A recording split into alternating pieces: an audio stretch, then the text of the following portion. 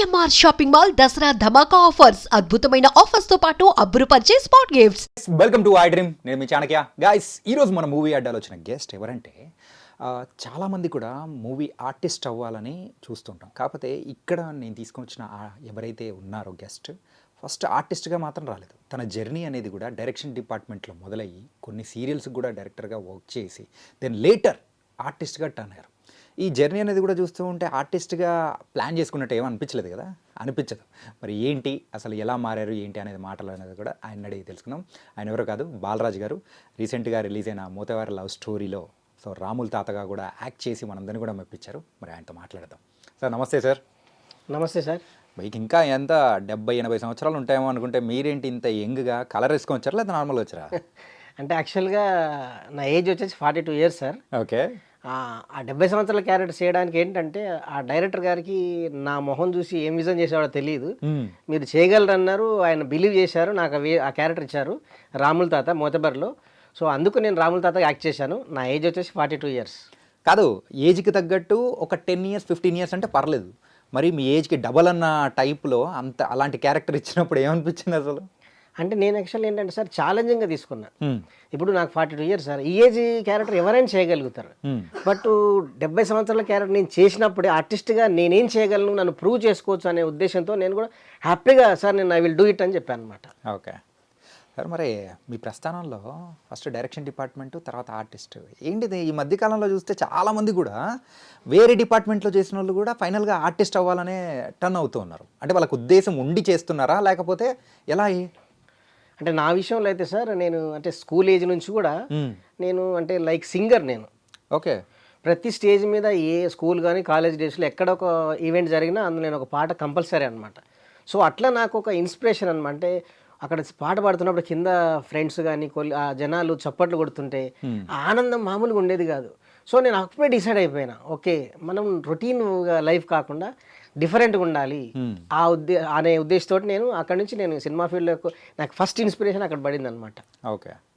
అక్కడ పడిన తర్వాత ఒక సింగర్గా మొదలైంది అంటారు. ఎస్. మరి ఒక పాట పాడొచ్చుగా? సింగర్ అన్న తర్వాత ప్రేక్షకులు కూడా వినాలనిపిస్తుంది. అవునవును. ఓకే సార్, ఖచ్చితంగా. యాక్చువల్ ఒక ప్రైవేట్ సాంగ్ చాలా బాగుంటుంది కాలేజ్ డేస్లో. చెలిని కన్నులలో వెన్నెల కురియాలి, చెలిని నవ్వులలో పున్నమి విరియాలి, చెలిని హృదయంలో ఊయలలుగాలి,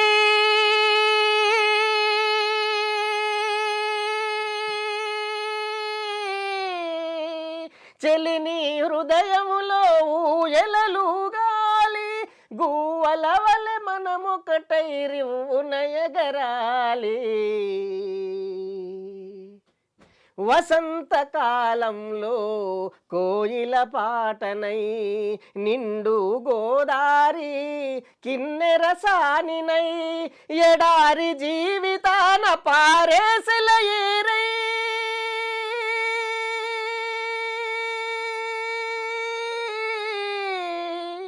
ఎడారి జీవితాన పారేసెల ఏరై, నా పడవకు తెరచాపైనావను నడిపించినావు. ఇలా ఉంటుంది సార్ సాంగ్. వావ్. కానీ ఆ రాగము ఇంతసేపు సస్టైన్ చేశారు తెలుసా. కానీ సింగర్ అవ్వకోకుండా మరి డైరెక్షన్ డిపార్ట్మెంట్లోకి ఎందుకు వచ్చారు మీరు? అంటే ప్రతి ఒక్కరికి అన్ని డ్రీమ్స్ కొన్నిసార్లు ఫుల్ఫిల్ అవ్వవు. ఓకే. నేను కూడా నాకు సింగర్గా డ్రీమ్ ఉన్నా కూడా సో మనం ఫైనాన్షియల్గా కొంచెం ఈ సింగర్గా స్ట్రగుల్ అవుతాం, కొంచెం కావాలి సర్కిల్.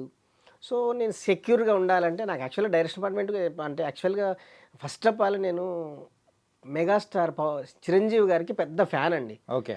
ప్రతి సినిమాలు చూసేవాళ్ళం కాలేజ్ డేస్లో. సో ఆ ఇన్స్పిరేషన్తో నేను ఖచ్చితంగా ఇండస్ట్రీకి రావాలి, డైరెక్టర్ అవ్వాలని నాకు అప్పుడు బీజం ఆడింది.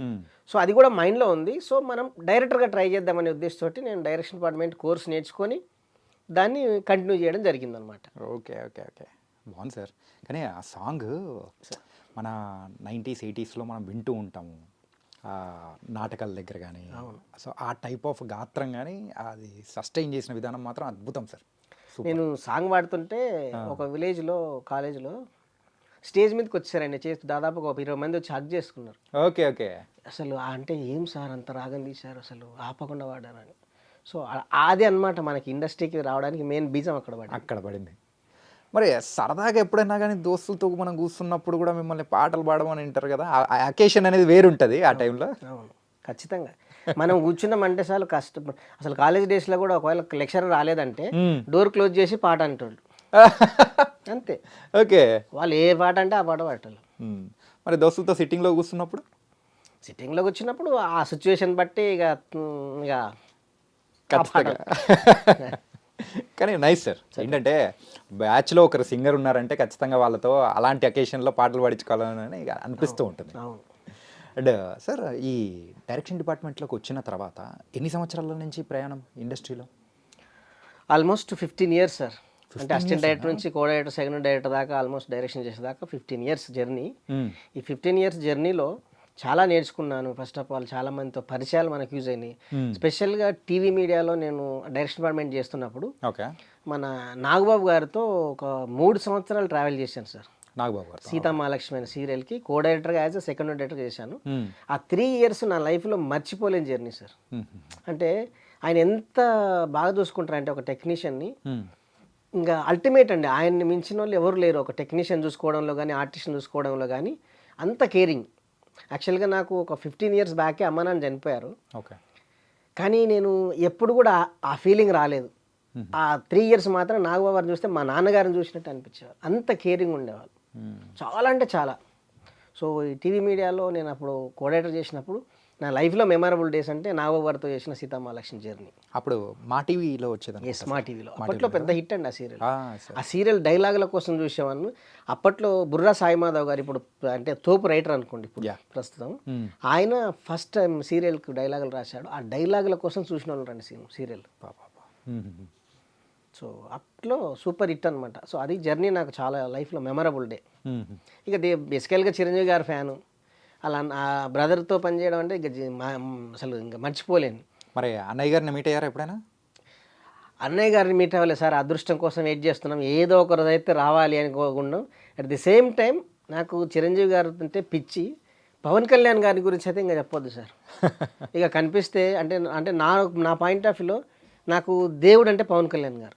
అంటే సార్, మీరు డైరెక్షన్ డిపార్ట్మెంట్లో ఎన్ని సంవత్సరాలు చేశారు ఈ 15 ఇయర్స్లో? అంటే 12 ఇయర్స్ చేసిండు. 12 ఇయర్స్ చేశారు. మరి అంత సుదీర్ఘమైన ప్రయాణం అనేది కూడా ఉంది. టీవీ ఇండస్ట్రీలో సీరియల్స్కి బోల్డెన్ చేశారు డైరెక్టర్గా. కానీ ఒక ఆర్టిస్ట్గా టర్న్ అవ్వాలని ఎందుకు అనుకున్నారు అసలు? అంటే నాకు బాస్కి అంటే ఇప్పుడు డైరెక్షన్ డిపార్ట్మెంట్ కంటే ఆటోమేటిక్గా ఆర్టిస్ట్ జిల్లా ఉంటుంది సార్, తెలియకుండానే ఉంటుందా? ఉంటుంది. ఓకే. అంటే మనం అంటే ఆర్టిస్ట్లకి ఎక్స్ప్లెయిన్ చేస్తుంటాం కదా, చెప్తూ మనకి యాక్టింగ్ అనేది చాలా ఈజీ అయిపోద్ది సార్. ఆ తర్వాత ఒక సీరియల్లో ఒక డైరెక్టర్ గారు ఆ రోజు ఎవరో ఆర్టిస్ట్ హ్యాండ్ ఇచ్చారు. సడన్గా నువ్వు చేయొచ్చు కదా అన్నారు. అమ్మ మహాభాగ్యం ఇంకేంటని చేశా. అక్కడ నుంచి చాలా బాగా చేసావు అన్నారు. తెలియకుండానే ఆ బీజం పడిపోయింది. అట్లా నేను సీరియల్స్ కూడా అల్లరి ఈటీవీ ప్లస్లో వచ్చేది అప్పట్లో. చాలా మన యమున గారును, నందకిషోర్ గారు వీళ్ళు ఉండేవాళ్ళు. మంచి క్యారెక్టర్, నాది లీడ్ క్యారెక్టర్, అందులో చేశా. తర్వాత ప్రతిఘటన ఒక సీరియల్ వచ్చింది, అందులో మంచి క్యారెక్టర్ చేశా. మన జెమ్నీలో వచ్చింది. సో అట్లా సీరియల్స్లో కూడా మంచి రోల్స్ చేశాను.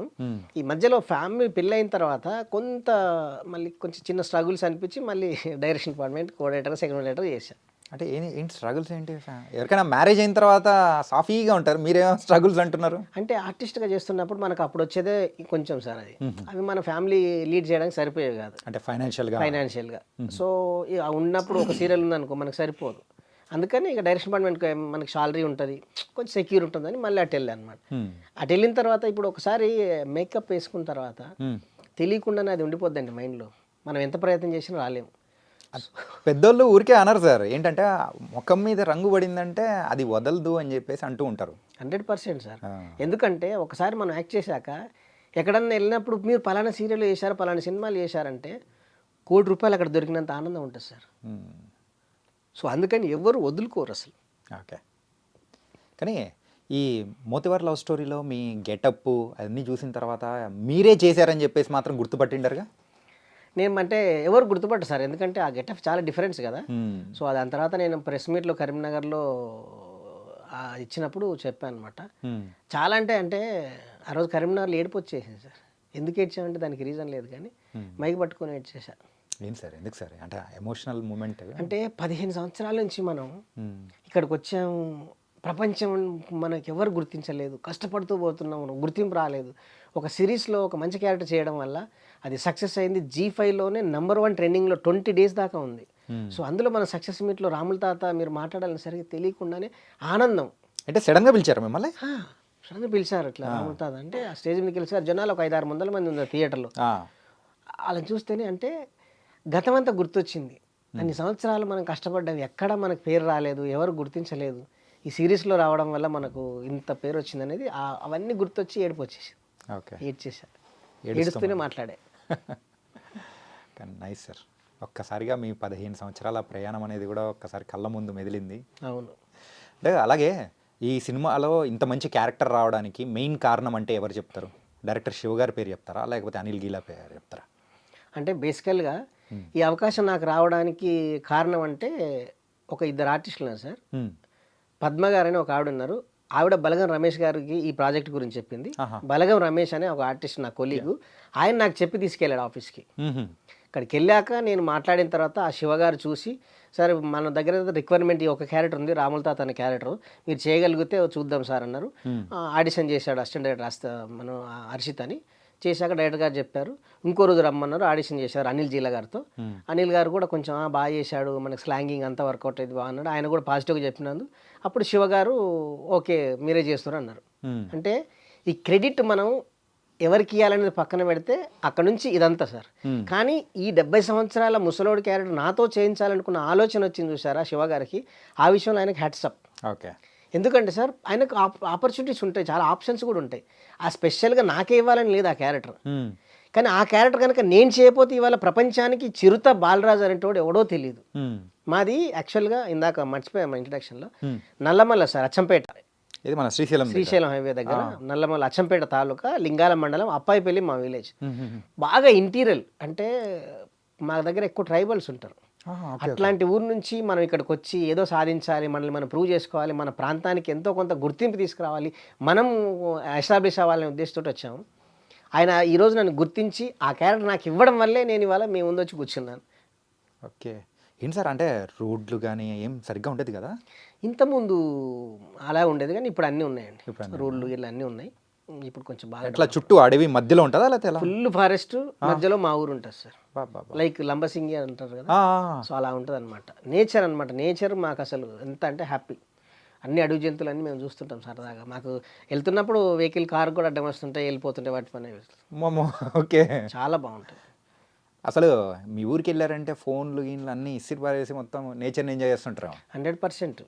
కాకపోతే అక్కడికి వెళ్ళాక ఈ ఫోన్ల గురించి రాదు సార్, ఎందుకంటే గ్యాప్ చాలా రోజుల తర్వాత వెళ్తాం కదా, ఫ్రెండ్స్ కొలీగ్స్ వాళ్ళతో షేర్ చేసుకోవడమే ఉంటుంది అనమాట. ఓకే, మరి ఇంత ఇలాంటి మంచి క్యారెక్టర్ చేసి మంచి గుర్తింపు వచ్చిన తర్వాత ఊరు ఎప్పుడు వెళ్ళలేదా? ఊరు వెళ్ళాను సార్ రీసెంట్గా. అయితే ఊరు వెళ్ళకన్నా ముందు నాకు మా అచ్చంపేట టౌన్లో ఒక Congress party SCCL president Rajagopal గారు అని అంకుర్ వెంకటయ్య అని ఇద్దరు ఫ్రెండ్స్ సార్. వాళ్ళు ఈ సక్సెస్ చూసి వాళ్ళని ఫస్ట్ గుర్తించి మా అచ్చంపేట టౌన్లో ఒక పెద్ద 2 ఫ్లెక్సీలు వేయించారు సార్. మెయిన్ చౌరస్తాలో వేయించారు. వేసిన తర్వాత ఊరందరూ తెలిసిపోయింది, చాలామంది తెలిసిపోయింది, హో ఇది సిరీస్ చేశాడంట, ఇట్లా చేసినట్ట అని. ఆ తర్వాత వాళ్ళే ఇనిషియేట్ చేసి మా ఎమ్మెల్యే గారి కాడ తీసుకెళ్ళి సన్మానం చేయించారు సార్. ఎమ్మెల్యే గారు కూడా నాకు అంతకుముందు ఎమ్మెల్యే గారు తెలుసు, అంటే నేను ఆర్టిస్ట్గా తెలుసు, ఆ ప్రచారం అప్పుడు కూడా నేను అప్పుడు వెళ్ళింటి. సో ఆ బాలరాజు అంటే అని ఆయన కూడా రమ్మనండి, పిలవండి, మనోడు కదా, మనం అప్రిషియేట్ చేయాలనేసి పిలిపించుకొని మనకు క్యాంప్ ఆఫీసులో సన్మానం చేశారు సార్. ఆ తర్వాత నుంచి ఇక మా ఊర్లో డిఫరెంట్ అందరికి తెలిసింది. ఇంకా ఊర్లోకి తీసుకెళ్ళడం, అందరు ఫ్రెండ్స్, తర్వాత పక్క ఊర్లో సన్మానాలు గిన్మానాలు చాలా ఎంజాయ్ చేసాం. ఒక వారం రోజులు ఈ సక్సెస్ని ఎంజాయ్ చేసిన. టీంలో ఉన్న వాళ్ళందరికంటే మీరు ఇంకా బాగా ఎంజాయ్ చేశారు రాముల తాతగా. చాలా అంటే చాలా సార్. అంటే ఆ టీం అందరికీ అదే ఇందాక చెప్పాను కదా, నేను లైఫ్లో ఎవరికన్నా అంటే కృతజ్ఞతగా ఉంటానంటే ఇప్పుడు మన శివ గారికి, డైరెక్టర్ గారికి, అనిల్ జీల గారికి. ఎందుకంటే వాళ్ళ ప్రాజెక్ట్ లేకపోతే నేను ఎవరిని, చిరుత బాలరాజు అంటే నల్లమల్ల ఆడేవాడో తెలియదు. సో వెలుగులోకి తీసుకొచ్చింది ఒక అనామకుని, ఒక వెలుగులోకి తీసుకొచ్చిన వాళ్ళు వాళ్ళిద్దరు. ఫస్ట్ సినిమా ఏంటి? ఫస్ట్ సినిమా అంటే యాక్చువల్గా నేను పుష్పలో కూడా చేశాను సార్. పుష్పలో కూడా? సారీ, పుష్ప 2లో చేశాను. పుష్ప 2లో చేశాను. అంతకన్నా ముందు రీసెంట్గా last 1.5 year back plant man అని ఒక సినిమా రిలీజ్ అయింది. అందులో హీరోయిన్ బావ క్యారెక్టర్, అంటే బ్రహ్మానంద గారి క్యారెక్టర్ అనమాట అతడులో. ఆ క్యారెక్టర్ నన్ను విజన్ చేస్తారని నమ్మి నాకు ఇచ్చారు. యాక్చువల్గా వాళ్ళతో కూడా నేను ఫస్ట్ జర్నీ, నాకు పరిచయాలు లేవు వాళ్ళకు. కానీ నన్ను నమ్మి ఇచ్చారు, మంచి చాలా బాగా చేశాను. సినిమా సెకండ్ హాఫ్లో ఉంటుంది నా క్యారెక్టర్. నేను వచ్చిన దగ్గర నుంచి ఈలలు గోలలు. ఓకే. ఇక్కడ మన ఏఎంబి మాల్లో తర్వాత ఇక్కడ 2, 3, 4, 5, 6 థియేటర్ రిలీజ్ అయింది. ఫస్ట్ సినిమా అంటే నాది స్క్రీన్ మీద చూసుకోవడం ప్లాంట్ మ్యాన్. ఆ రోజు ఆ సక్సెస్ చూసిన తర్వాత, గోల చూసిన తర్వాత అమ్మ ఆర్టిస్ట్కు మామూలు కిక్కు లేదనిపించింది. కాకపోతే అది అంటే అంతగా రీచ్ అవ్వలేదు జనాలకి. లేకపోతే 1.5 year బ్యాకే సెలబ్రేషన్ చేసుకున్నారు. ఇది పుష్ప 2లో ఎక్కడ ఉంటారు సార్? కనిపించారా? పుష్ప 2 అంటే సార్ ఇప్పుడు అంత పెద్ద సినిమాలో మనం ఒక చిన్న కనిపించిన అదృష్టంగా భావిస్తాం. Yeah. నేను కూడా అట్లాంటి బాపతే. ఓకే. సో పుష్ప టైటిల్ సాంగ్లో అల్లు అర్జున్ గారి కాంబినేషన్లో హరిదాస్ గెటప్ చేశాను నేను. సాంగ్లో ఉంటా, నేను గుర్తుపడతారు. అంటే లైక్ మనం అంటే అన్నవం తెలియదు కానీ మనల్ని చూసిన వాళ్ళు అయితే వీడు బాలరాజు ఓకే అని గుర్తుపడతారు. తెలిసిన వాళ్ళు అయితే తెలిసిన వాళ్ళు అయితే గుర్తుపడతారు. సస్టైన్ అయితే ఆడ. కానీ ఆ పుష్ప మూవీలో పుష్పరాజ్ని తప్ప మనం వేరే వాళ్ళని ఎవరిని ఆ కళ్ళు కూడా తిప్పుకోలేము. అంటే ఆ విషయంలో అల్లు అర్జున్ గారు నిజంగా సార్ తోపు. ఎంత డెడికేషన్ అంటే అందుకంటే సక్సెస్ అనేది ఊరికే రాదు సార్. ఒక తోపు ఆర్టిస్టులు అనేది అంత ఈజీగా రాదు. ఎంత డెడికేషన్ నేను చూశాను కదా. 1 day అంతా చేసి ఉన్నాను ఆయనతో. పక్కనే కాంబినేషన్ పక్కనే ఎంత సరదాగా ఉంటారు అంటే జాలీగా ఉంటారు. ఎవరి మీద కూడా చిరాకు పడరు. ఓకే. కానీ మళ్ళీ ఆ క్యారెక్టర్లోనే ఉంటారు, బయటికి వెళ్ళరు. సో ఎక్స్ట్రాడినరీ అనమాట తోపు. ఇంకా అల్లు అర్జున్ గారు అంటే తగ్గేదలే. బాబా ఏం చెప్పారు అసలు. కానీ ఇప్పటివరకు ఎన్ని సినిమాలు చేశారు సార్? ఇప్పటివరకు ఒక 5 సినిమాలు చేశాను సార్. 5 సినిమాలు. పుష్ప 2 కానీ, మోతివార్ లవ్ స్టోరీ, ప్లాంట్ మ్యాన్, కేల్కతం దర్వాజా బంద్ అని ఒక సినిమా ఉంది, ఇప్పుడు రిలీజ్కి ఉంది. ఓకే. నెక్స్ట్ మారెమ్మ అని మన హీరో రవితేజ గారి బ్రదర్ కొడుకు హీరోగా, అది కూడా పక్కా హిట్ సార్ సినిమా. అది మొన్న ఒక ఫస్ట్ లుక్ ఏదో రిలీజ్ చేశారు. సో పోస్టర్ రిలీజ్ చేశారు, టైటిల్ రిలీజ్ చేశారు. బాగుంటుంది, పక్కా హిట్. అంటే ఏంటి కంప్లీట్ రూరల్ స్టోరీ? పక్కా rural story, mass masala, nativity ఉన్న సినిమా. చాలా బాగుంటుంది, కథ డిఫరెంట్గా ఉంటుంది. అంటే లైక్ హ్యూమన్ ఎమోషన్స్ని చాలా అద్భుతంగా తీశారు. ఇంకా ఇందాక మర్చిపోయాను సార్, అంటే ప్రతిదానికి ఒక లింక్ ఉంటుంది చూసారా. నాకు ఈ మోతేబర్ లవ్ స్టోరీలో క్యారెక్టర్ రావడానికి ఒక రకంగా ఇండైరెక్ట్గా ఆ సినిమా డైరెక్టర్ నాగరాజు గారు కూడా. ఎందుకంటే నేను ఎప్పుడు ఇట్లా క్లీన్ షేవ్గా ఉండేవాడిని సార్. నన్ను ఎవరు నువ్వు ఇట్లా ఉంటే ఎవరు గుర్తిస్తారా ఆర్టిస్ట్ గారు అన్నారు. మీరు కొంచెం మీ ఏజ్ ఉంటుంది కాబట్టి కొంచెం గడ్డం పెంచండి, ఎయిర్ కొంచెం పెంచండి అంటే ఆయన చెప్పడం వల్ల పెంచాను. అది నాకు ఇక్కడ హెల్ప్ అవుంది. ఇది మోతేబర్ లవ్ స్టోరీ క్యారెక్టర్ రావడానికి ఆయన చెప్పిన సలహా నాకు హెల్ప్ అయింది ఇక్కడ.